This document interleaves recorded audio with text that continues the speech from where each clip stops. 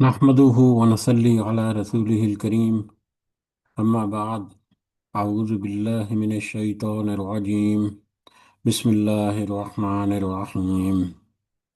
رب اشرح لي صدري ويسر لي أمري واحلل عقدة من لساني يفقه قولي. رب يسر ولا تعسر وتمم بالخير. اللهم لا سهل إلا ما جعلته سهلا وأنت تجعل الحزن إذا شئت سهلا. اللهم انفعنا بما علمتنا وعلمنا ما ينفعنا وزدنا علما. آمین یا رب العالمین. آج ہم انشاءاللہ اللہ کے خاص فضل و کرم سے، اس کی خاص رحمت اور توفیق سے، اپنے رمضان کو خوش آمدید کہنے کے سلسلے میں جو مجلس، خصوصی مجالس کا اہتمام کیا، اس کی مجلس نمبر 7 میں آج ہم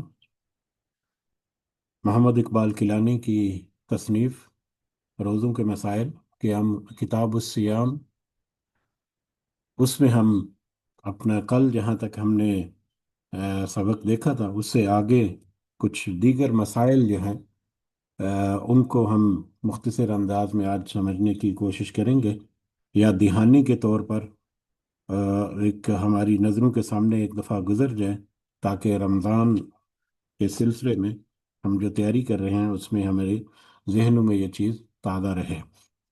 تو سب سے پہلے ہم اسی کی حمد اور اسی کا شکر اور اسی کی تعریف کرتے ہیں جس نے ہمیں یہ وقت اور یہ مہلت عطا فرمائی، جس نے ہمیں یہ وسائل، یہ سہولیات، یہ ضروریات، یہ ٹیکنالوجی، یہ رزق اور بے شمار انعام و اکرام اور فضل و کرم ہمارے اوپر کیا، اور خاص کر جس نے ہمارے دلوں میں یہ ڈالا کہ ہم اس بابرکت دین کو سمجھنے کی کوشش کریں۔ اللہ تعالیٰ سے دعا ہے کہ اس کوشش میں ہمیں استقامت نصیب فرمائے، اس کی صحیح سمجھ اللہ تعالیٰ ہمیں عطا فرمائے، اس کے ذریعے سے اللہ تعالیٰ ہمیں اپنی اور اپنے ساتھیوں کی اصلاح کرنے کی توفیق عطا فرمائے، اور دنیا کے ساتھ ساتھ اللہ ہمیں آخرت کی کامیابی اور بھلائی اور اپنا خاص فضل و کرم ہمارے شامل حال رکھے۔ آمین یا رب العالمین۔ کل کے سبق میں ہم نے جو چیپٹر دیکھے یا جو موضوعات کور کیے، ان میں ایک ممنوع اور مکروہ روزے، وہ روزے یا وہ دن جن دنوں میں روزہ رکھنا منع ہے یا مکروہ ہے، اس کے علاوہ اعتکاف کے مسائل، اعتکاف کے معاملات، اور لیلۃ القدر کی فضیلت، اور لیلۃ القدر میں کچھ اہم باتیں جو ہیں وہ یاد دہانی کے طور پر ہم نے کل کور کرنے کی کوشش کی۔ آج ہم انشاءاللہ کوشش کریں گے اللہ تعالیٰ کی توفیق سے کہ باقی اس کتاب کے جو چیپٹرز ہیں ان کو کچھ اختصار کے ساتھ ہم اس کی یاد دہانی کے طور پر اس میں آنے والی چیزیں، باتیں جو ہیں یا نکات جو ہیں ان کو ہم دیکھیں۔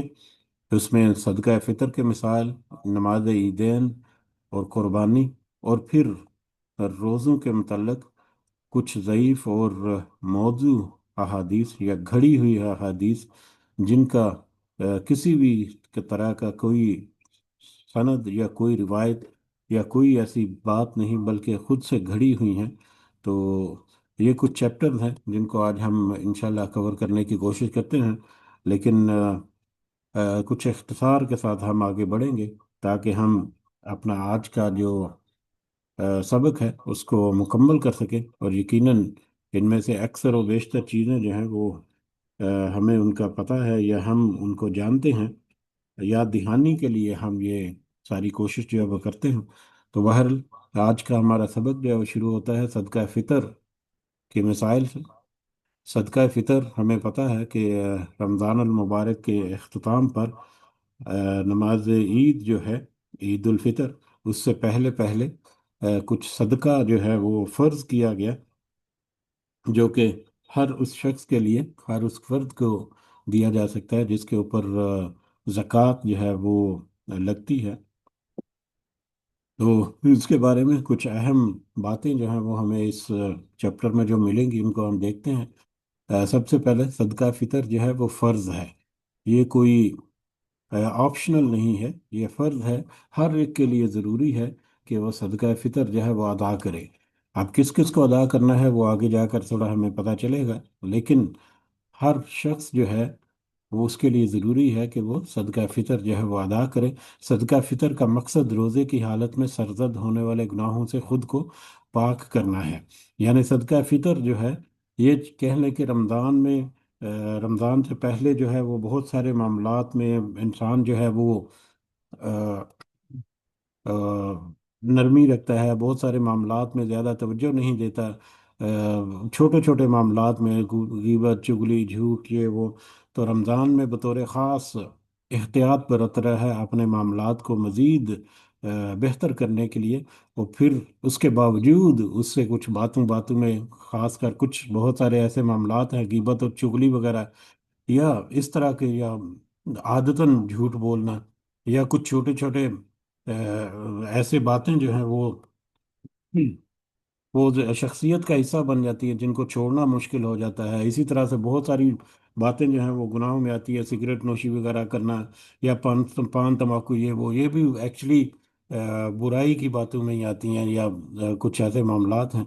तो बाहर रमज़ान में वो कोशिश करता है कि वो उससे बचे, और रमज़ान के इख्तिताम पर उसके लिए एक और मौका अल्लाह ताला मुहैया करते हैं कि रमज़ान में तुम्हारी कोशिश के बावजूद अगर तुमसे कोई ऐसे छोटे मोटे मामलात हो गए तो तुम उनसे भी अपने आप को पाक करो। उसका एक और मौका जो है वो सदका फ़ितर की शक्ल में मोमिन को अल्लाह ताला जो है वो अता करता है। तो सदका फ़ितर जो है नमाज ईद से कबल अदा करना चाहिए, वरना आम सदका शुमार होगा। सदका फितर जो है, या फितराना जिसको हम आम उर्दू ज़ुबान में बोल देते हैं, तो वो ईद उल ईद ईद ईद की नमाज, ईद उल फितर जो है उसकी नमाज अदा करने से कबल अदा करना है, वगरना वो सदका फितर नहीं बल्कि आम सदक़े के तौर पर वो शुमार किया होगा। इसी तरह सदका फितर के मुस्तहिक वही लोग हैं जो ज़कात के मुस्तहिक हैं। वो लोग जिनके ऊपर ज़कात लगती है उनको सदका फितर जो है वो दिया जा सकता है।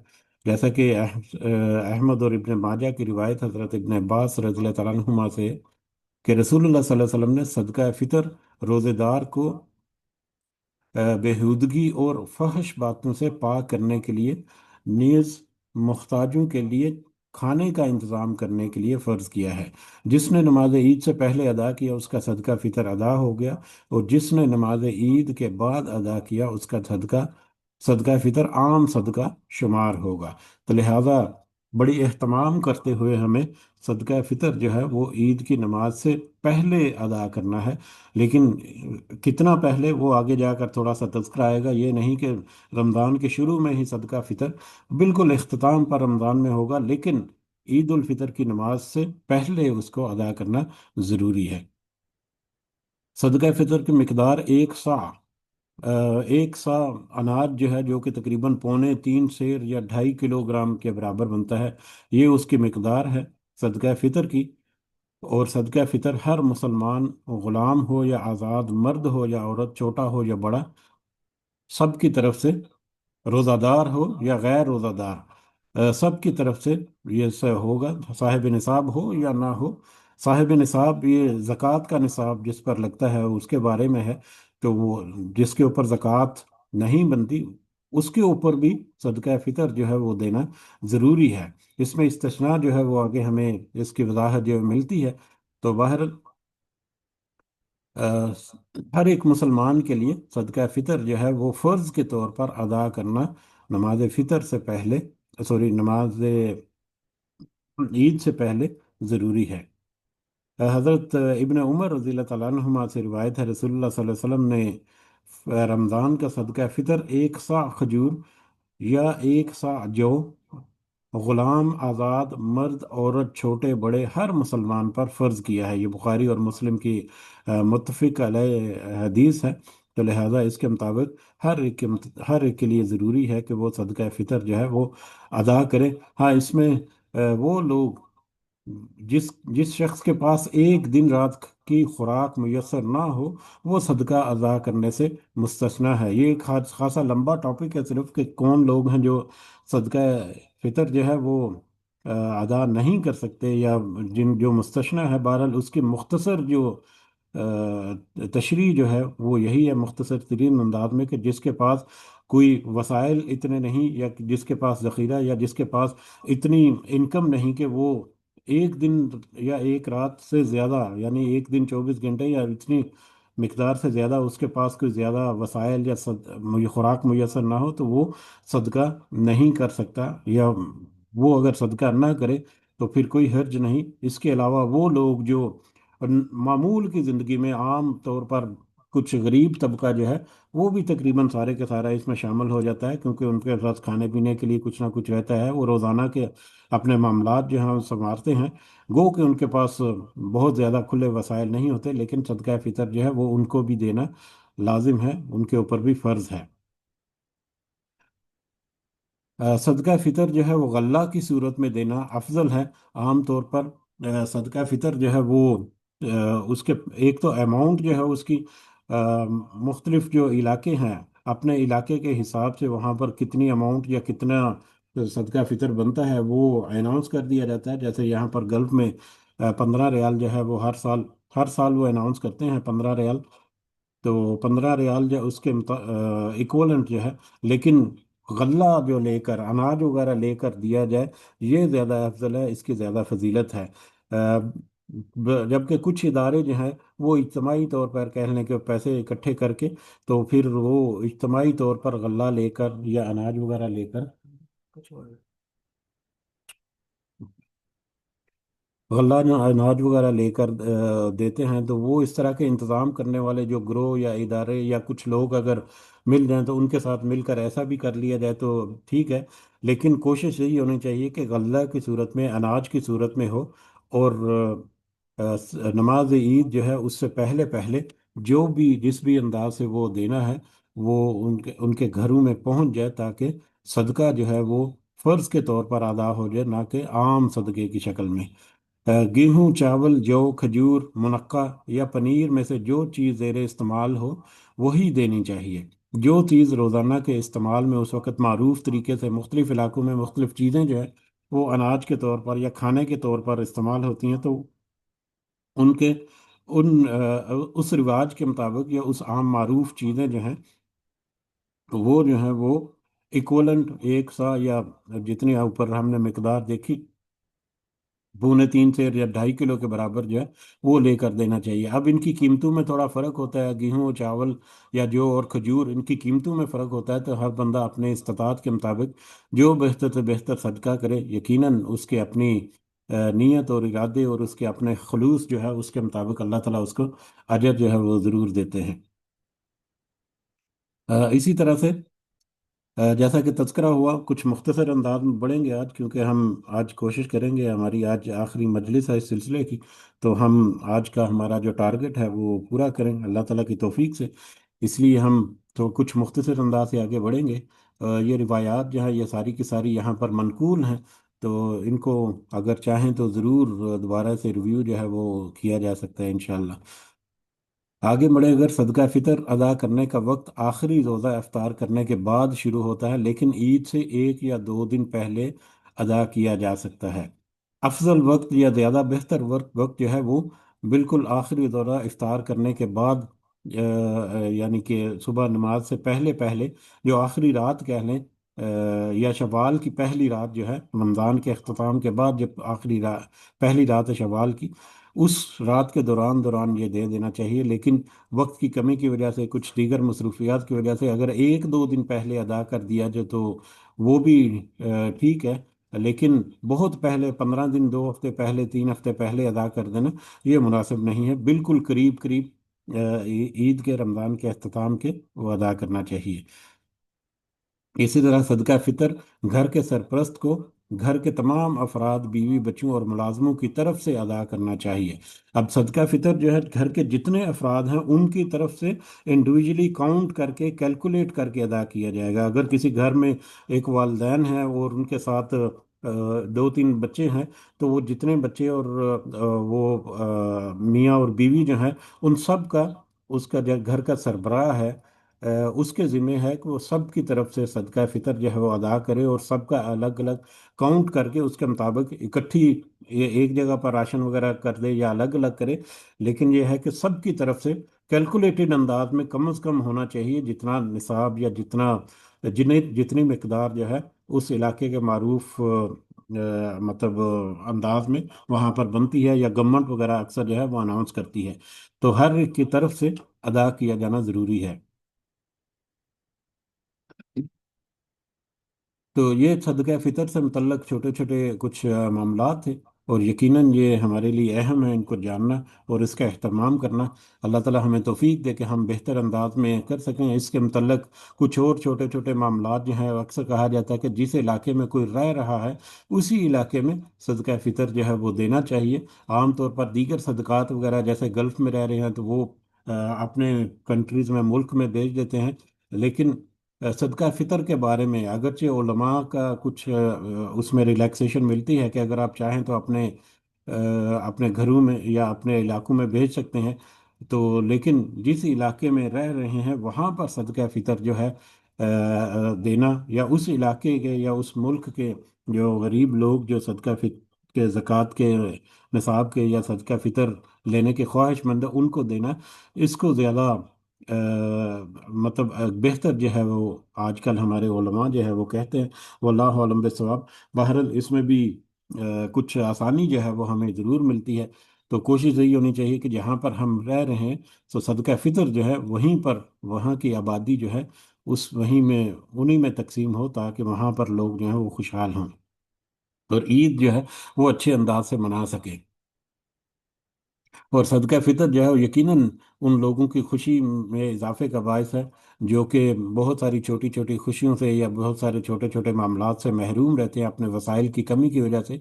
तो ऐसे लोगों को सदका फितर जो है वो ज़रूर हमें पहुंचाना चाहिए और इस्तेमाल करना चाहिए। और रमज़ान के आखिर में, एंड में जाकर हमें ढूंढना शुरू कर देना चाहिए कि इस साल हम किसको सदका फितर देंगे।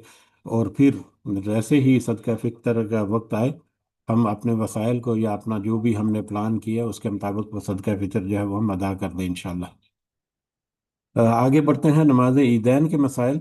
दोनों ईदें जो हैं यहाँ पर जमा करके उनके मसाइल जो हैं, क्योंकि दोनों ईदों, ईद उल अजहा और ईद उल फितर, दोनों के मसाइल जो हैं वो तकरीबन मिलते जुलते हैं मासवाए कुछ मामलात के। तो इसी वजह से दोनों ईदों को जमा करके, इकट्ठा करके उनको एक साथ जो है वो इस चैप्टर में तज़किरा किया गया।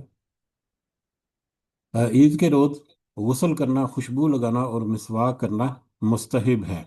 ये एक पसंदीदा अमल है जो कि ईद के रोज़ बतौर ख़ास तैयारी करके, नए कपड़े, अच्छे कपड़े वगैरह पहनकर, जो अच्छे कपड़े मुयस्सर हैं वो पहनकर ईद के रोज़ जो है वो हमें ईद के लिए निकलना चाहिए।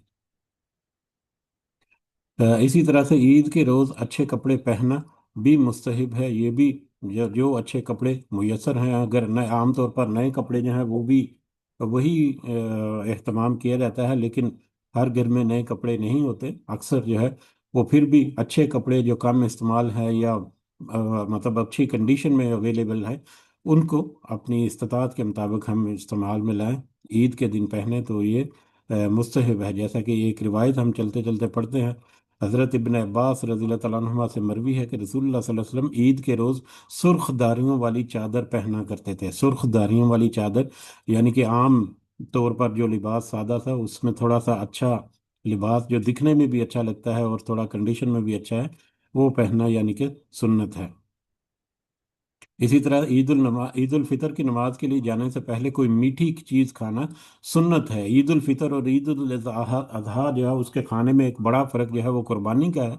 तो ईद उल अजहा जो है उसमें क्योंकि कुर्बानी की जाती है, या कुर्बानी का गोश्त अगर किसी ने नहीं की तो कुर्बानी का गोश्त तक पहुंच जाता है। तो उस सूरत में खाने पीने के एतबार से दोनों ईदों में इख्तलाफ या मुख्तलिफ ये है कि ईद उल फितर की नमाज के लिए जाने से पहले कोई मीठी चीज़ खाना ये सुन्नत है। जैसा कि ये बुखारी की रिवायत हज़रत अनस बिन मालिक रज़ी अल्लाह तआला अन्हु से, کہ रसूलुल्लाह सल्लल्लाहु अलैहि वसल्लम ईद ईद उल फितर के दिन खजूरें खाए बगैर ईदगाह की तरफ नहीं जाते थे, और नबी करीम सल्लल्लाहु अलैहि वसल्लम खजूरें ताक खाते थे। खजूरें ताक खाना यानी एक या तीन या पांच तादाद जो है वो खजूरों की वो रखते खाने में। और ईद के से पहले, ईद उल फितर से पहले वो मीठी चीज़ जो है वो ज़रूर खाया करते थे। तो लिहाजा ईद उल फितर जब भी अल्लाह ताला हमें नसीब करे तो हमें चाहिए कि जाने से पहले कुछ इस तरह की छोटी स्वीट या खजूर, जिसका हमें ये हदीस से पता चला है कि वो खजूर को हम खाएं, या कोई और मीठी चीज़ जो है वो खाएं नमाज से पहले। इसी तरह से ईद उल अजहा के रोज़ अपनी कुर्बानी का गोश्त पका कर खाना और उससे पहले कोई चीज़ ना खाना मुस्तहब है। अगर ईद के रोज़ कुर्बानी की गई है तो अपने अपनी कुर्बानी जो है वो उसका गोश्त खाना जो है वो मुस्तहब है किसी भी चीज़ खाने से पहले। जैसा कि ये रिवायत तिरमिज़ी से हज़रत अब्दुल्ला बिन बुरैदा रज़ियल्लाहु ताला अन्हु अपने बाप रज़ियल्लाहु ताला अन्हु से रिवायत करते हैं कि नबी करीम सल्लल्लाहु अलैहि वसल्लम ईद उल फितर के रोज़ खाए बगैर घर से निकलते, और ईद उल अजहा के रोज़ नमाज से पहले कोई चीज़ तनावल ना फरमाते थे। इसी तरह नमाज ईद बस्ती से बाहर खुले मैदान में पढ़ना सुन्नत है, और नमाज ईद के लिए ख़वातीन को भी ईदगाह में जाना चाहिए। ये दोनों बातें जो हैं इनका भी अगर हम अहतमाम कर सकें तो ये बहुत ही अहम सुन्नत है नबी करीम सल्लल्लाहु अलैहि वसल्लम की। रोज़ाना की मामूल की नमाजें और जुम्मा वगैरह जो है वो हम आम मस्जिदों में पढ़ते हैं, अपनी करीबी मस्जिदों में। लेकिन नमाज ईद के लिए बतौर ख़ास खुले मैदान की तरफ चल कर जाना, ये एक सुन्नत है और बड़ी अहम एक चीज़ है हमारे लिए। अगर हमारे लिए मुमकिन हो तो हम इसका अहतमाम जो है हमें ज़रूर करना चाहिए। और दूसरा, नमाज ईद के लिए ख़वातीन को भी ईदगाह में जाना चाहिए। इस मैटर में अगरचे कुछ शिद्दत के साथ कुछ लोग जो हैं वो ये समझते हैं कि औरतें जो हैं वो मस्जिद में ईदगाह में नहीं जा सकती, उनके लिए नमाज जो है वो सिर्फ घर में ही है। तो बतौर ख़ास उन लोगों को कुछ समझना चाहिए कि हमें हदीस में पता चलता है, रिवायात से पता चलता है कि सहाबियात जो थी रज़ियल्लाहु ताला अन्हुम, वो मस्जिदों में जाया करती थीं, वो नमाज ईद के लिए जाया करती थीं। तो लिहाजा औरतों को मस्जिद में जाने से रोकना, ये एक जहालत का तरीका है या जहालत की एक बात है। लिहाजा औरतों को मस्जिद में जाने से रोकना नहीं चाहिए, बल्कि एहतमाम के साथ उनको ईदगाह में या मस्जिद में नमाज वगैरह के लिए लेकर जाना चाहिए। और मामूल में जुम्मा की नमाज के लिए या बतौर ख़ास ईद की नमाज के लिए तो ज़रूर होना चाहिए सारा। ये हमारे सामने बुखारी और मुस्लिम की एक रिवायत भी आती है। हज़रत उम्मे अतिया रज़ियल्लाहु तआला अन्हा से रिवायत है कि रसूलुल्लाह सल्लल्लाहु अलैहि वसल्लम ने हुक्म दिया कि दोनों ईदों के दिन हम हैज़ वाली औरतें और पर्दा नशीन तमाम औरतें जो हैं उनको ईदगाह में लाएं, ताकि वो मुसलमानों के साथ नमाज और दुआ में शिरकत करते करें। अलबत्ता हैज़ वाली औरतें नमाज ना पढ़ें। यानी ईदगाह में जाना, ईद के लिए नमाज के लिए निकलना और ईदगाह की तरफ जाना औरतों के लिए वो इस कदर अहमियत है या इस कदर उसकी ताकीद है कि इवन हैज़ वाली औरतें जो नमाज नहीं पढ़ेंगी उनको नमाज ना पढ़ने का कहा गया, लेकिन उनको दुआ में शरीक होने का कहा गया इस रिवायत में। तो इससे हमें अंदाज़ा होता है कि ये एक अहम मसला है और एक बड़ी अहम सुन्नत है, जिसको हम जाने अनजाने में या कुछ जिद मर या अपने कुछ जो दायरा है हमारा, हमारे गिर्द अपने मसलक का खींचा हुआ, उसमें रहते हुए हम ऐसी सुन्नतों को हम पामाल करते हैं। तो लिहाजा हमें थोड़ा सा गौर व फिक्र करना चाहिए। ये रिवायत जो है इसको हम कुछ ऐसे लोगों को पहुंचा सकते हैं जो इस बारे में बड़ी सख्ती रखते हैं और वो औरतों को इजाज़त नहीं देते कि वो नमाज के लिए मस्जिद में जाएं या ईद के लिए वो ईदगाह वगैरह में जाएं। तो लिहाजा ये एक अहम मसला है, इसकी तरफ हमें तवज्जो जो है वो रखनी चाहिए। इसी तरह से ये किताब है या इससे इससे कॉपी करके स्क्रीनशॉट लेकर भेजा जा सकता है, या मतलब ये इस तरह की रिवायात जहाँ यकीनन मुतफिक का जो रिवायात हैं वो हमें मिल जाएंगी, तो वो हमें ज़रूर रहनुमाई करनी चाहिए ऐसे लोगों की। नमाज ईद के लिए पैदल जाना और वापस आना सुन्नत है। पैदल चल कर जाना नमाज ईद की तरफ और फिर वापस पैदल आना, ये सुन्नत है। हाँ, अगर वो बहुत दूर है, अगर ईदगाह यहाँ पर गाड़ी पर जाना मुमकिन, गाड़ी के बगैर जाना मुमकिन नहीं, तो ऐसी सूरत में कुछ सहूलत मिल जाएगी। उस सूरत में भी है कि गाड़ी जो थोड़े फासले के ऊपर जाकर पार्क करके दी जाए और थोड़ा सा चल लिया जाए, ताकि पैदल चलना और फिर वापस पैदल आना जो है, वो एक सुन्नत के ऊपर भी अमल हो जाए। तो इस बारे में भी अगर थोड़ी कोशिश करें तो हम अजर जो है वो ज़रूर पा सकते हैं इसका। इसी तरह ईदगाह जाते हुए बकसरत तकबीरें कहना सुन्नत है। ईद की तकबीरें जो है वो कहना बकसरत वो सुन्नत है ईद उल फितर में। अब ईद की तकबीरात जो हैं वो कितनी है या कब तक कहनी चाहिए, उसमें ईद उल फितर और ईद उल अजहा में कुछ फ़र्क है। ईद उल फितर में इमाम के खुतबा के लिए मिंबर पर बैठने तक तकबीरें कहते रहना चाहिए। सुबह जैसे ही फजर की नमाज होती है तो वहाँ पर, यहाँ पर तो कम अज़ कम बुलंद आवाज़ में तकबीरें जो हैं वो शुरू हो जाती हैं। और जो ईदगाह की तरफ जाते हैं तो रास्ते में ही तकबीरें हैं, और ईदगाह में बैठकर भी लोग जो हैं वो इसी तरह से तकबीरें जो है कहते रहते हैं। तो इसका अहतमाम जो है उस वक़्त तक है जब तक कि ईद उल फितर में इमाम खुतबे के लिए मिंबर पर ना बैठ जाए। और मिंबर पर बैठने से पहले यकीनन नमाज होती है ईद उल फितर की, तो लिहाजा ईद उल फितर की नमाज तक कहने के वो तकबीरें जो है वो कहना ज़रूरी है या अहम है। जबकि ईद उल अजहा के मौके पर तशरीक के तमाम दिनों में कसरत के साथ तकबीरें कहना चाहिए। तशरीक के मानी ईद उल अजहा के 4 दिन बनते हैं। एक योमुन नहर जो पहला दिन है ईद का, और उसके बाद 3 दिन जो है 11, 12 और 13 जुल्हिज्जा को, ये अयाम तशरीक कहलाते हैं। इसमें ज़्यादा से ज़्यादा तकबीरें, यानी ईद उल अजहा का दिन और उसके बाद दूसरा, तीसरा और चौथा दिन जो है, चौथे दिन असर के वक्त तक की जो है तकबीरें वो कहना ईद उल अजहा में वो सुन्नत है या वो कहनी चाहिए। अ, ये एक रिवायत हम शामिल करते हैं चलते चलते। बुखारी की रिवायत है, हज़रत अब्दुल्ला बिन उमर रज़ी अल्लाह तआला अन्हुमा तशरीक की तमाम दिनों में नमाजों के बाद अपने बिस्तर पर, अपने खैमे में, अपनी मजलिस में और चलते फिरते तकबीरें कहा करते थे। तो ये हज़रत अब्दुल्ला बिन उमर की एक रिवायत जो है वो भी हमारे सामने है। यकीनन हज़रत अब्दुल्ला बिन उमर ने ये नबी करीम सल्लल्लाहु अलैहि वसल्लम से ये तरीका लिया, तो उसी के मुताबिक उन्होंने अमल किया था। इसी तरह से मसनून तकबीर जो है वो क्या है, बड़े खूबसूरत अल्फाज तकबीर के। अल्लाह अकबर, अल्लाह अकबर, ला इलाहा इल्लल्लाहु वल्लाहु अकबर, अल्लाह अकबर वलिल्लाहिल हम्द। ये तकबीर के अल्फाज बड़े खूबसूरत अल्फाज, और मुख्तलिफ इलाकों में मुख्तलिफ अंदाज में एक मुख्तलिफ रिदम के साथ इन तकबीरात को पढ़ा जाता है। और जब ये तकबीरात जो हैं वो यकजान होकर सारी की सारी वहाँ पर जितने लोग हैं वो पढ़ते हैं, तो एक अलग ही मंजर है मुसलमानों का वो नज़र आता है। मुसलमानों का इत्तेहाद, मुसलमानों में यकजानियत, मुसलमानों में यकजहती है, इसका बड़ा बेहतरीन ये इशारा जो है या बेहतरीन मज़र है जो है वो हमें मिलता है। तो तकबीरात जो है वो बुलंद आवाज़ में कहना, मिलकर पढ़ना, जहाँ पर भी मजलिस या महफिल हो वहाँ पर बैठकर, तो ये एक बड़ा खूबसूरत जो एक मंजर जो है वो हमारे सामने आता है। अल्लाह अकबर, अल्लाह अकबर, ला इलाहा इल्लल्लाह वल्लाहु अकबर, अल्लाह अकबर वलिल्लाहिल हम्द। ईद की नमाज ताखीर से पढ़ना नापसंदीदा है, जबकि ईद उल फितर का वक्त इशराक की नमाज का वक्त है।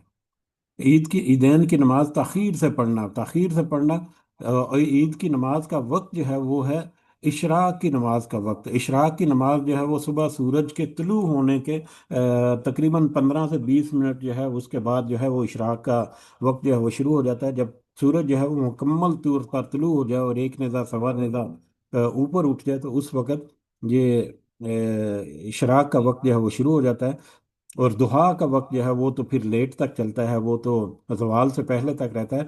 तो ये इशराक के वक्त में ईद उल फितर का और ईद उल अज़हा दोनों जो है उसका नमाज का अदा करना ज़रूरी है।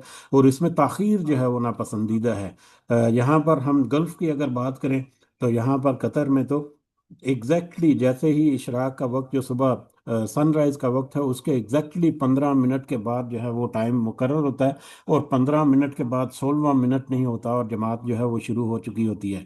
लेकिन हमारे मुल्कों में इसमें बहुत सारा मतलब دیر جو ہے وہ کر دی جاتی ہے، ایک نماز کا وقت جو ہے وہ بھی مقرر ہوتا ہے، ہم نمازی لوگ جو ہیں وہ بھی بڑے سلو سلو چلتے ہیں کہ جب تکبیر شروع ہوگی یا جب وقت ہوگا تو ہم پہنچیں گے۔ یہاں پر تو سبحان اللہ، اس ایسے معاملات میں ہمیں بڑی اچھی باتیں یہاں پر ملتی ہے جو کہ ہم مس کرتے ہیں جب اپنے ملکوں میں جائیں تو وقت سے پہلے جمعہ کی نماز جو ہے وہ جمعہ کے شروع ہونے سے کیا، جمعہ کے پہلی نماز اذان جو ہوتی ہے اس کے بعد مسجد جو ہے وہ بھرنا شروع ہو جاتی ہے، اور نماز کے خطبہ شروع ہوتے وقت جو ہے مسجد کے اندر کیا مسجد کے باہر بھی جگہ جو ہے وہ تھوڑا سا دیکھنی پڑتی ہے، لیکن ہمارے ملکوں میں تھوڑا سا اس معاملے میں کافی کمزوری ہے۔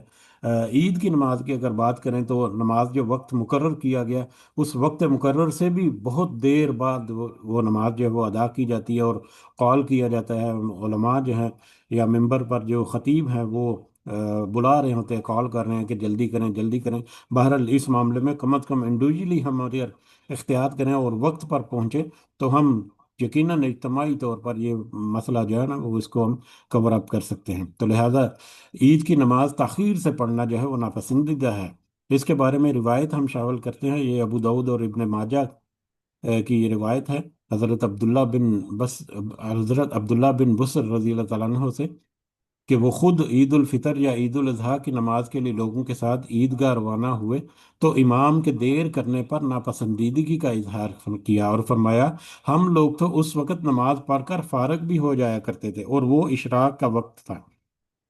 یعنی اشراق کے وقت میں حضرت عبداللہ بن بسر وہ نماز کے لیے گئے اور لوگوں کے ساتھ اور امام کے اوپر ناپسندیدگی کا اظہار کیا کہ تم نے تو دیر کر دی، ہم تو اس وقت تک نماز پڑھ کر فارغ بھی ہو جایا کرتے تھے۔ تو یہ بھی یقیناً نبی کریم صلی اللہ علیہ وسلم سے ہی انہوں نے یہ طریقہ لیا، تو انہوں نے اس پر عمل کیا۔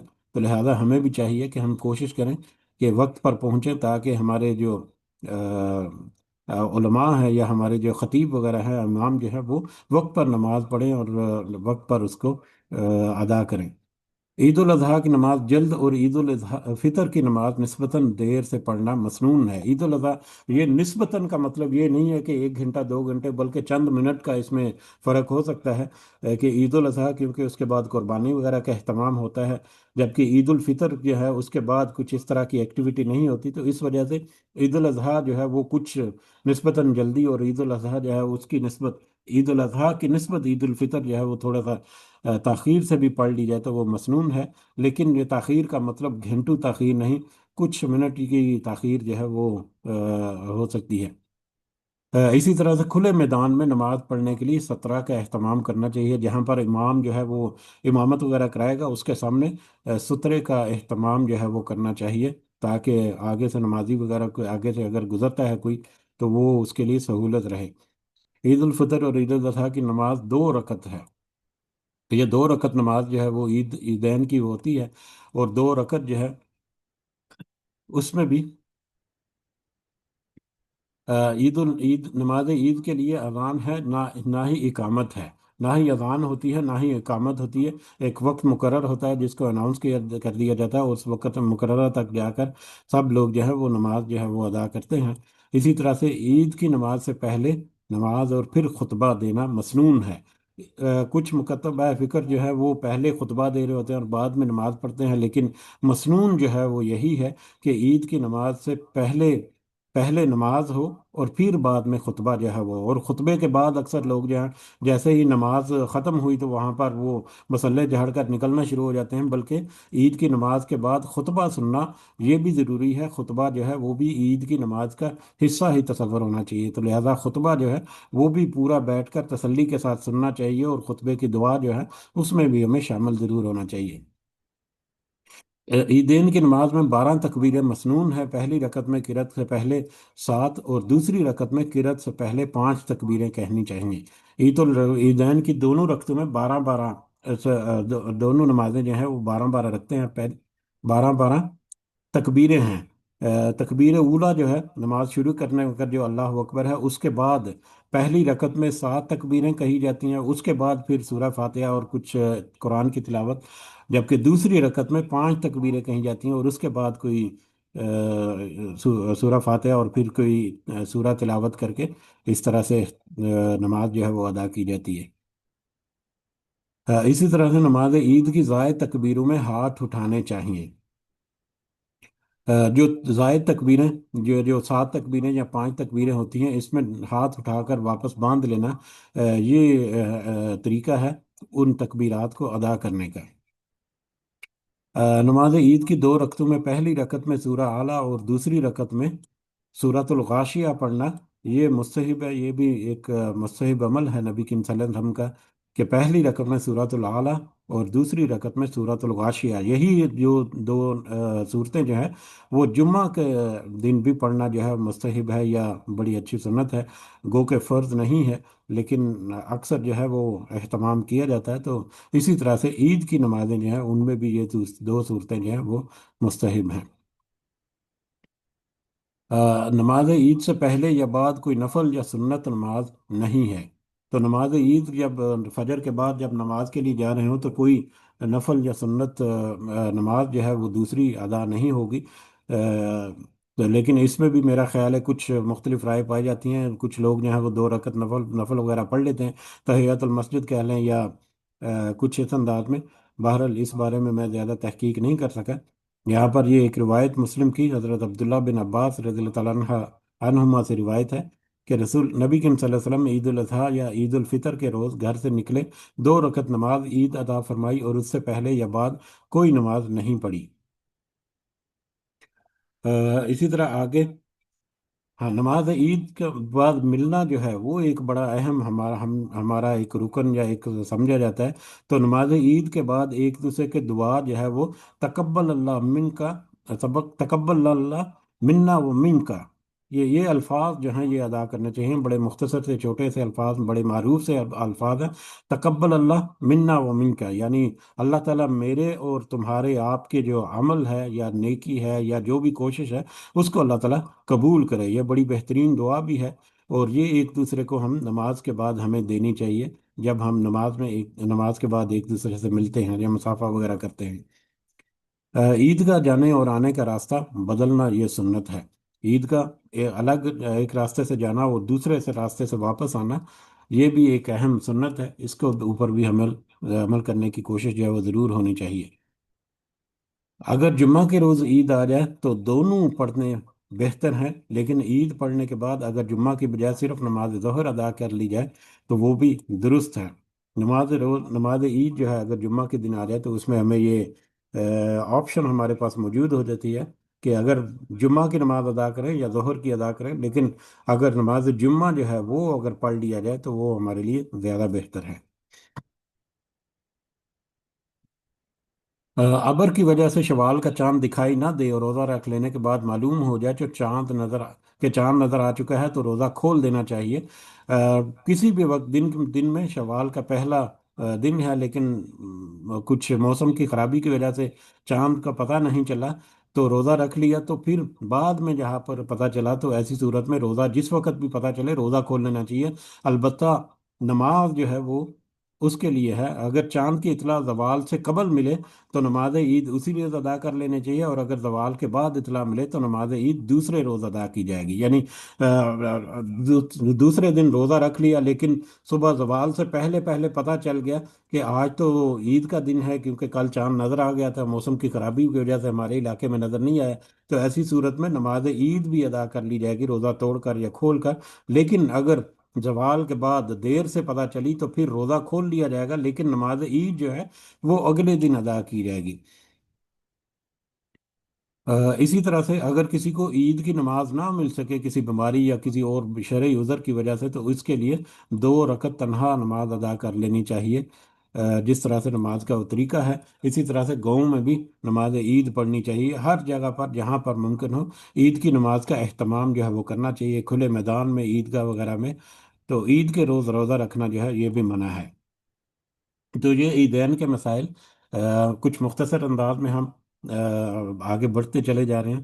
तो इसकी सारी रिवायात जो हैं वो हमें साथ साथ मिलती हैं। तो कुछ मुतफरक मामलात जो हैं वो हमने देख लिए।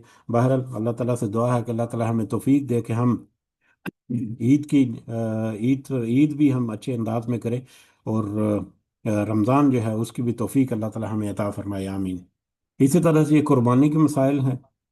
قربانی کے مسائل میں سے بھی کچھ کو ہم تذکرہ کرتے ہیں، تو باقی انشاءاللہ ہمیں سب کو اندازہ ہے کہ مطلب بہت سارے معاملات جو ہیں، عید الاضحیٰ کی نماز پڑھنے اور خطبہ سننے کے بعد استطاعت رکھنے والے پر قربانی سنت موقدہ ہے، جو استطاعت رکھے اس کو قربانی ضرور کرنی چاہیے۔ اسی طرح سے جسے قربانی دینا ہو وہ ذوالحجہ کا چاند دیکھنے کے بعد قربانی کرنے تک ناخن اور بال وغیرہ نہیں کاٹے۔ یہ بھی ایک اہم مسئلہ ہے، جو قربانی کرنے والا وہ قربانی مطلب عید الاضحیٰ کا چاند جو ہے وہ نظر آ جائے ذی الحجہ کا، تو 10 دن تک جب تک وہ قربانی نہیں کرتا، جب تک کہ قربانی ہو نہیں جاتی، عید کے پہلے دن اگر اس نے عید کے دوسرے دن قربانی کرنی ہے تو ایسی صورت میں وہ دوسرے دن تک ویٹ کرے گا جب تک کہ وہ قربانی کر نہیں لیتا۔ تو ناخن اور بال وغیرہ کاٹنا جو ہے وہ وہ مناسب نہیں۔ ایک ہی نفل ایک ہی نفلی قربانی میں اصال ثواب کے لیے ایک یا دو سے زائد افراد کو اپنے ساتھ شریک کرنا جائز ہے، لیکن یہ نفلی قربانی کا تذکرہ ہے۔ جو فرض قربانی یا سنت موقدہ قربانی جو عید الاضحیٰ کی قربانی ہے، اس میں تو قربانی کے حصے ہیں، جیسے چھوٹے جانور جو ہے اس میں ایک ہی حصہ ہے، بڑے جانور میں 7 اور 10 حصے جو ہیں وہ ملتے ہیں، گائے وغیرہ میں 7 حصے، اور اونٹ وغیرہ جو ہے اس میں 10 تک حصے جو ہے وہ کیے جا سکتے ہیں، لیکن چھوٹا جانور جو ہے وہ ایک ہی طرف سے نفلی قربانی جو ہے وہ مل کر کچھ کچھ مل جل کر اگر کر لی جائے تو اس کا ثواب جو ہے وہ اس طرح سے ہو سکتا ہے۔ خصی جانور کی قربانی کرنا جائز ہے، اور میت کی طرف سے قربانی کی جائے تو میت کو ثواب پہنچ جاتا ہے، تو یہ بھی ایک اہم معاملات ہیں۔ خصی جانور جو ہے وہ طاقتور ہوتے ہیں، یا مطلب ان کا گوشت جو ہے وہ بھی لذیذ ہوتا ہے، اس وجہ سے نبی کریم صلی اللہ علیہ وسلم جو ہے وہ بھی خصی جانور کو پسند کرتے تھے، اور میت کی طرف سے قربانی کی جائے تو اس کا ثواب بھی ضرور اس کو مل جاتا ہے۔ یہ ایک روایت ہم شامل کرتے ہیں چلتے چلتے، ابن ماجہ کی روایت ہے، حضرت عائشہ اور حضرت ابو ہریرہ رضی اللہ تعالیٰ عنہما سے روایت ہے کہ نبی کریم صلی اللہ علیہ وسلم جب قربانی کا ارادہ فرماتے تو وہ تو 2 مینڈے خریدتے، جو کہ موٹے تازے سینگ والے چتکبرے اور خصی، ان میں سے ایک اپنی امت کے ہر آدمی کی طرف سے کرتے جو اللہ کی توحید اور رسول کی رسالت کی گواہی دیتا ہو، اور دوسرا محمد اور آل محمد کی طرف سے ذبح فرماتے تھے۔ یعنی نبی کریم صلی اللہ علیہ وسلم کی سنت یا ان کا طریقہ یہ تھا کہ وہ دو تازے اچھے پلے ہوئے مینڈے جو ہے وہ خریدتے، اور ایک جو ہے وہ اپنی اور اپنے آل کی طرف سے، اور دوسرا جو ہے امت محمد صلی اللہ علیہ وسلم جو ہے ان کی طرف سے وہ کرتے۔ اس کا آگے جا کر ہلکا سا تذکرہ بھی ہم دیکھتے ہیں۔ اسی طرح سے جانور کا جو ہے وہ 2 دانت والا جانور جو جوان جانور ہے وہ قربان کرنا چاہیے، اگر جوان جانور نہ ملے تو چھوٹی عمر کا جانور جو ہے وہ بھی قربان کیا جا سکتا ہے، لیکن کوشش یہی ہونی چاہیے کہ 2 دانت کا جانور جو دوندا جانور رہتا ہے، جو جو کہ جوان ہو، وہ قربان کیا جائے۔ یہ وضاحت میں 2 دانت سے کم عمر والا دمبا یا بھیڑ وہ ہے جس کی عمر 1 سال یا 1 سال سے کم ہو، اور اسی طرح سے قربانی کے لیے 2 دانت والا جانور جو دوندا جانور ہونا ضروری ہے۔ عید الاضحیٰ کے موقع پر 4 دن تک قربانی کرنا جائز ہے۔ عید کا دن اور ایام تشریق یعنی 11، 12 اور 13 ذی الحجہ، یہ 4 دن جو ہے وہ قربانی، اس میں بھی اختلاف ہے، کچھ جو کہتے ہیں کہ نہیں، عید کے 3 ہی دن قربانی کی جاتی ہے، جبکہ کچھ کا خیال یہ ہے کہ کیونکہ ایام تشریق جو ہے وہ 3 دن ہے، یوم النحر 1 دن اور اس کے بعد ایام تشریق 3 دن، تو لہٰذا یہ 4 دن بنتے ہیں، جو 4 دن تک قربانی جو ہے وہ کرنا چاہیے۔ اب جو بہتر جو خیال وہ یہی ہے کہ 4 دن تک یعنی عید کا دن اور اس کے بعد 3 دن یہ ایام تشریق جو ہیں اس میں ہم قربانی جو ہے وہ کر سکتے ہیں، لیکن قربانی کا وقت جو ہے ایام تشریق کے تیسرے دن عصر سے پہلے پہلے ہے۔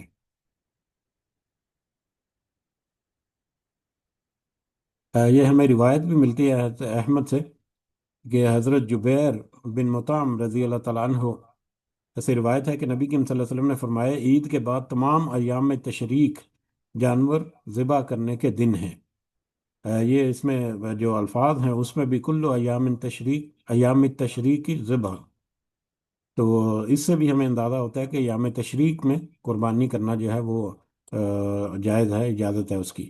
عید الاضحیٰ کی نماز سے قبل اگر کسی نے جانور ذبح کر دیا تو وہ قربانی شمار نہیں ہوگی۔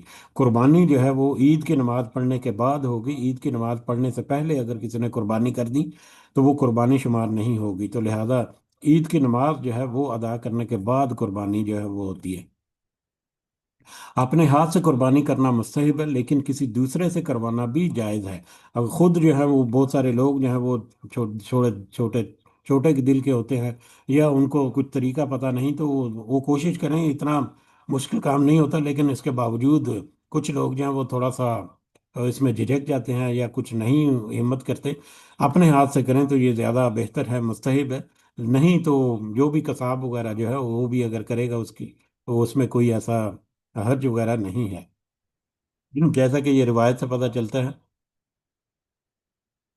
مسلم کی یہ روایت ہے کہ رمی کے دن نبی کریم صلی اللہ علیہ وسلم قربان کا تشریف لائے، اور 63 اونس انہوں نے، 63 اونٹ، 63 اونٹ انہوں نے اپنے دست مبارک سے ذبح کیا، جبکہ باقی 37 اونٹ جو ہیں وہ حضرت علی رضی اللہ تعالیٰ عنہ کو دیے، جنہیں حضرت علی رضی اللہ تعالیٰ عنہ نے ذبح کیا۔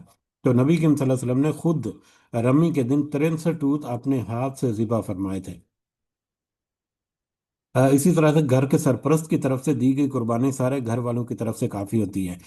جیسے کہ صدقہ فطر کے بارے میں ہم نے دیکھا کہ سارے گھر والوں کی طرف سے کاؤنٹ کر کے جتنے افراد ہیں ان کا سب کا صدقہ فطر جو ہے وہ الگ الگ کاؤنٹ کر کے وہ دینا ضروری ہے۔ بے شک اس کو جمع کر کے ایک ہی جگہ پر دے دیا جائے، لیکن قربانی کے میٹر میں جو گھر کا سربراہ یا سرپرست جو ہے اس کی طرف سے دی گئی قربانی جو ہے، ایک ہی قربانی وہ ساری فیملی کے لیے کافی ہے، اس کی طرف سے وہ قربانی تصور ہو جائے گی۔ اسی طرح سے قربانی کا جانور ذبح کرنے سے پہلے وہ تکبیر جو ہے مسنون، بسم اللہ واللہ اکبر، وہ کہنا وہ مسنون ہے، اور اس کے بغیر تو ظاہر قربانی نہیں ہوگی۔ کو ذبح کرنے کی جو تکبیر ہے وہ تو لازم ہے ذبح کرتے ہوئے۔ کسی دوسرے آدمی کی طرف سے قربانی کے وقت اس آدمی کا نام لینا سنت ہے۔ اب کسی دوسرے آدمی کی طرف سے اگر قربانی دی جا رہی ہے تو اس صورت میں بھی اس کا نام لے کر، یہ ہمیں روایت جو ہے وہ ملتی ہے صحیح مسلم سے، حضرت عائشہ رضی اللہ تعالیٰ عنہ سے مروی ہے کہ قربانی کے وقت رسول اللہ صلی اللہ علیہ وسلم نے مینڈے کو پکڑا، اسے لٹایا، پھر اسے ذبح کیا اور فرمایا اللہ کے نام سے، یا اللہ، محمد صلی اللہ علیہ وسلم، آل محمد اور امت محمد کی طرف سے۔ یہ وہی روایت جو پہلے ہم نے دیکھی تھی، اس کا نبی کریم صلی اللہ علیہ وسلم نے یہ دعا جو ہے وہ پڑھی اس وقت، بسم اللہ اللہم تقبل من محمد و آل محمد و من امت محمد صلی اللہ علیہ وسلم۔ تو یہ نبی کریم صلی اللہ علیہ وسلم نے یہ صحیح مسلم سے یہ روایت ہے، تو لہٰذا کسی دوسرے کی طرف سے قربانی ہو تو وہ پھر تکبیر کے الفاظ جو ہیں ان کے ساتھ اس کا نام لے لینا، یہ بھی جائز ہے، یہ بھی سنت ہے۔ قربانی کے جانور کو جلدی جلدی اچھی طریقے سے ذبح کرنا، اچھی طرح سے چھری تیز ہو، اور پھر پانی وغیرہ پلا لینا، یہ سارے جو اہتمام ہے اس کو بھی ہمیں کرنا چاہیے۔ خاص کر جو چھری وغیرہ ہے اس کو بڑا تیز ہونا چاہیے تاکہ جانور کو تکلیف کم سے کم ہو جب تک کہ اس کی شارک کٹ نہ جائے۔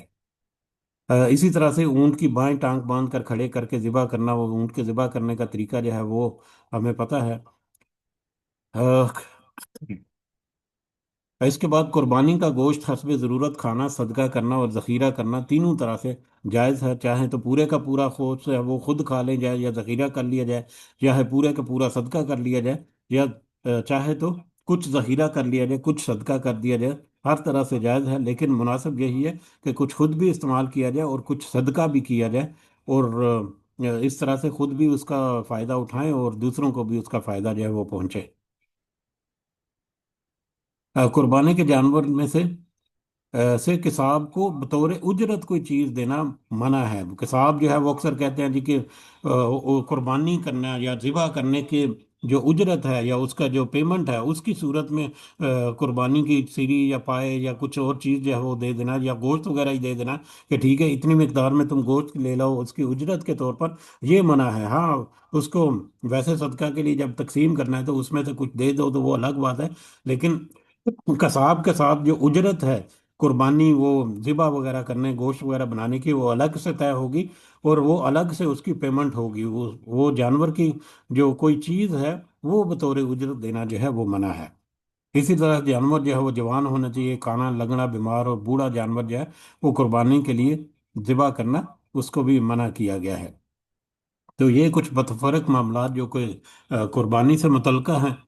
और आगे बढ़ते हैं, जो एक और अहम हमारा आखिरी टॉपिक है आज का, वो रोज़ों से बारे में, रोज़ों के बारे में ज़ईफ़ और मौजू अहादीस। ज़ईफ़ और मौजू, ज़ईफ़ हदीस जो है उसमें तो हमें समझ लगती है कि कुछ रावी जो है वो झूठे रावी शामिल हो जाते हैं, या कुछ ज़ईफ़ रावी जो है वो शामिल हो जाते हैं, जिसकी वजह से उसमें ज़ोफ़ आ जाता है, कमज़ोर हो जाती है रिवायत या हदीस। लेकिन मौजू हदीस जो है वो है जो घड़ी हुई है, जिसमें तो कोई सर पैर नहीं, कोई दूर दूर तक कोई मतलब ऐसा रिवायत नहीं होती, सिर्फ घड़ी घड़ाई सारी बातें होती हैं मौजू।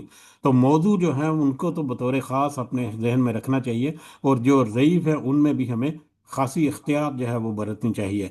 तो ये कुछ ज़ईफ़ और मौजू रिवायात या हदीस जो है, जो कि आमतौर पर मशहूर की गई हैं रमज़ान से मुतल्का।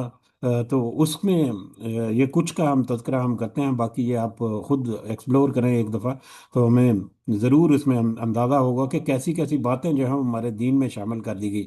जैसा कि रोज़ा मतलब रखने की दुआ जो है, नियत, वो भी कोई कहीं से खुद से शामिल कर दी गई। और रोज़ा खोलने की जो दुआ, असल जो मसनून दुआ है, उसको छोड़कर दूसरी दो दुआ है जो कि किसी रिवायत में नहीं है, उसको शामिल कर दिया गया, जो कि सबको याद है। तो बहरहाल मसनून दुआ जो है उसको याद रखना चाहिए हमें। जो अगर हम देखें, ये सबसे पहले ये एक रिवायत जो घड़ी घड़ाई मौदू रिवायत है। रमज़ान की पहली रात आती है तो अल्लाह ताला जन्नत के निगरान फरिश्ते रिजवान को पुकारता है, तो वो कहता है या अल्लाह मैं हाजिर हूँ।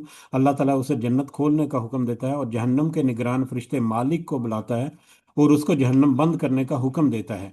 अब देखें ये अंदाज अल्फाज किस कदर वो मतलब अट्रैक्टिव लगते हैं, लेकिन ये घड़ी घड़ी रिवायत है, ये इसका किसी तरह की कोई रिवायत या साबित नहीं है, ये घड़ी हुई मौजू है।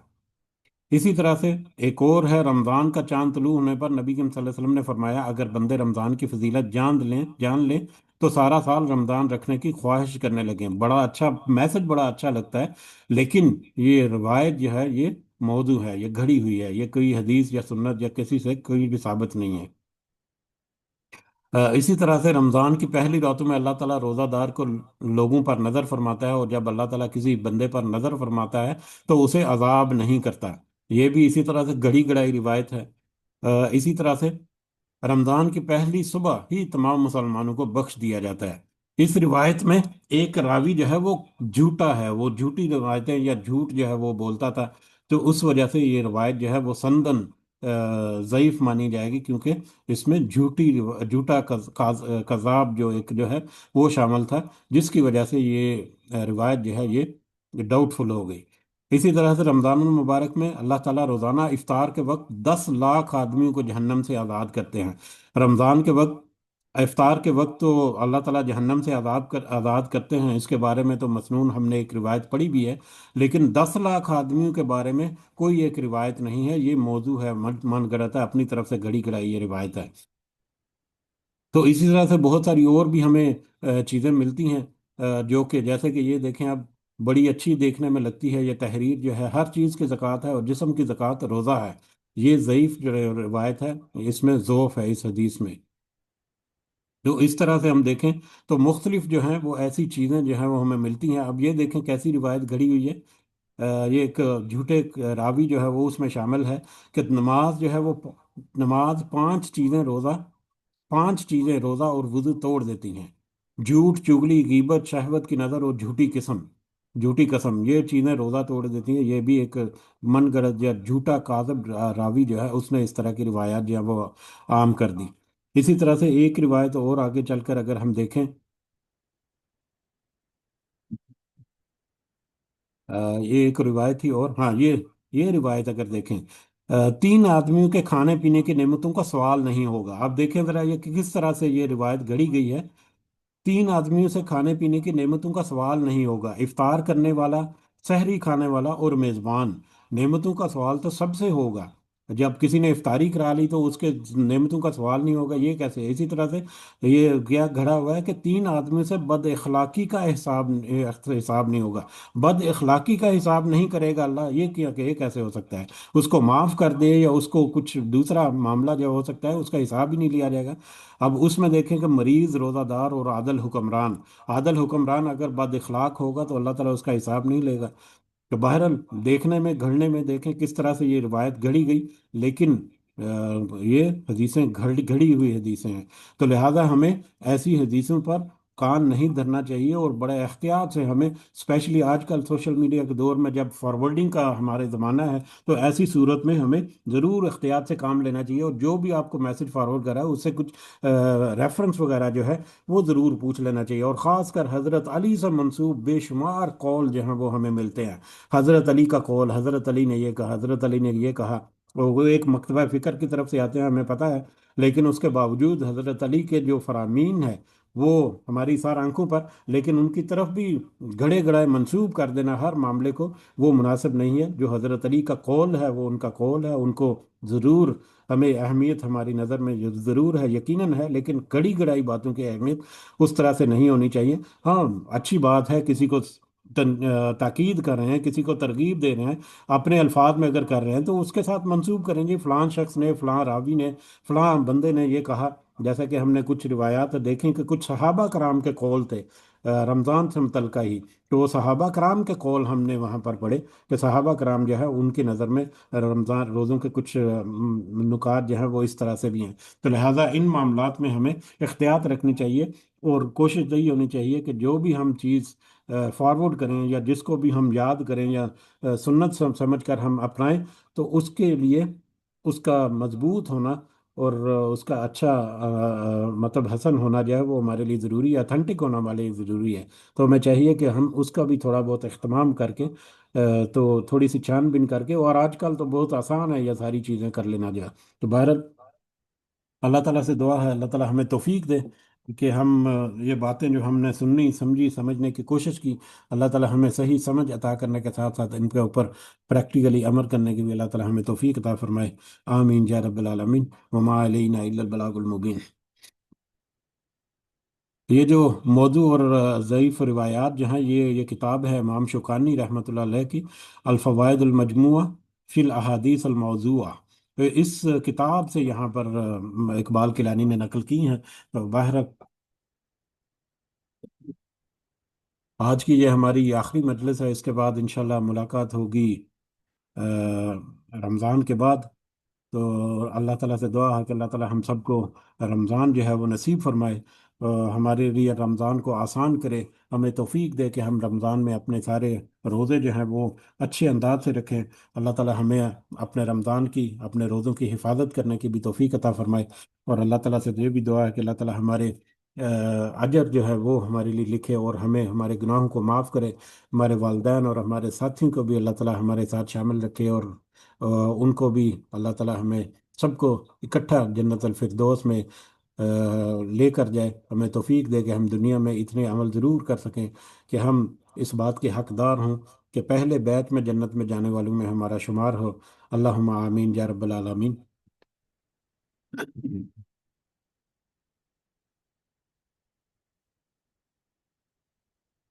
जी, इसके साथ ही इजाज़त भी चाहते हैं, वक्त भी काफ़ी हो चुका, और मुझे कहीं पर कुछ असाइनमेंट भी है। तो एक ये मजलिस जो है इसको तो मिस मैं तो कम अज़ कम ज़रूर मिस करूँगा, यकीनन आप लोग भी कुरान से मोहब्बत करने वाले हैं आप सब। तो अल्लाह ताला से दुआ की तौफीक है कि दुआ जो है वो ज़रूर हमारे लिए करते रहें। अल्लाह ताला हमें बेहतरीन रमज़ान और रमज़ान से सीख कर रमज़ान से निकलने के बाद हमें बेहतरीन इंसान की शक्ल में अल्लाह ताला इस दुनिया में रखे, जितनी देर भी हमारी ज़िंदगी है। आमीन या रब्बिल आलमीन। अपने वालदैन को अपनी दुआ में ज़रूर याद रखें। अल्लाह ताला सबके वालदैन को जो हयात हैं उन्हें बेहतरीन सेहत से भरपूर ज़िंदगी अता फरमाए। जो इस दुनिया से गुजर गए हमारे वालदैन और जितने बुजुर्ग हमारे, और उनको और सबको अल्लाह ताला जन्नत फिरदौस में अला मुकाम अता फरमाए, और उनकी बरज़ख की ज़िंदगी को जन्नत का बगीचा या जन्नत की खिड़कियाँ जो है वो उनकी तरफ खोले। आमीन या रब्बल आलमीन। रब्बिरहमहुमा कमा रब्बयानी सगीरा। रब्बिरहमहुमा कमा रब्बयानी सगीरा। रब्बिरहमहुमा कमा रब्बयानी सगीरा। रब्बना आतिना फिद दुनिया हसना व फिल आखिरति हसना व किना अज़ाबन्नार। रब्बना ज़लमना अनफुसना व इल्लम तगफिर लना व तरहमना लनकूनन्ना मिनल खासिरीन। रब्बना तक़ब्बल मिन्ना इन्नका अंतस समीउल अलीम व तुब अलैना इन्नका अंतत तव्वाबुर रहीम। सुब्हान रब्बिका रब्बिल इज़्ज़ति अम्मा यसिफून व सलामुन अलल मुरसलीन वल्हम्दुलिल्लाहि रब्बिल आलमीन। सुब्हानक अल्लाहुम्मा व बिहम्दिका नशहदु अन ला इलाहा इल्ला अंता नस्तगफिरुका व नतूबु इलैक। आप सबके साथ का बहुत बहुत शुक्रिया। اللہ تعالیٰ آپ کو جزائے خیر عطا فرمائے۔ مجھے یہ چیٹ میسیجز میں جزاک اللہ کے میسیج وغیرہ ملتے رہتے ہیں، لیکن میں دھیان جو ہے وہ زیادہ اس طرف نہیں دے پاتا۔ بہرحال اللہ تعالیٰ سب کے اجر، سب کے عمل جو ہے وہ قبول کرائے، اللہ تعالیٰ ہمارے رمضان کو بھی قبول فرمائے، ہماری کوششوں کو بھی قبول فرمائے انشاءاللہ۔ آمین، جزاکم اللہ خیرا کثیرہ۔ السلام علیکم ورحمۃ اللہ وبرکاتہ۔